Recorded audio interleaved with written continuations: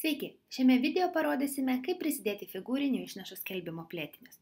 Figūrinių išnašų skelbimo plėtiniai leidžia įtraukti papildomą tekstą į jūsų paieškos skelbimus. Naudodami figūrinių išnašų plėtinius, jūs pabrėžiate ir apibendrinate savo įmonės pasiūlymą, reklamuojate populiarius arba unikalius savo verslo aspektus. Figūrinių išnašų skelbimo plėtiniai taip pat gerina ir skelbimo kokybės balą. Šiame pavyzdyje figūrinių išnašų skelbimo plėtiniai yra nemokamas pristatymas, klientų aptarnavimas visą parą bei kainų atitikimas. Dabar keliaukime į Google AdWords platformą, kad galėčiau jums parodyti, kaip prisidėti šiuos plėtinius. Pirmiausia, pasirinkite kampaniją, kurioje norite pridėti šiuos plėtinius. Tada paspauskite ant mygtuko skelbimų plėtiniai. Rodinyje pasirinkite išnašų plėtiniai. Tuomet paspauskite raudoną mygtuką plius plėtinys.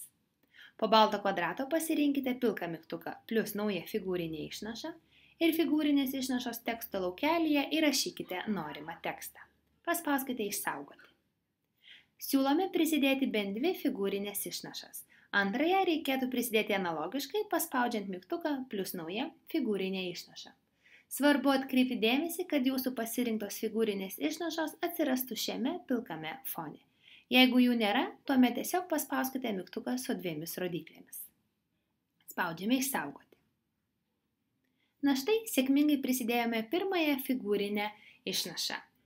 Visa informacija, visa statistika apie šį plėtinį bus rodoma šiame laukelyje. Sėkmės!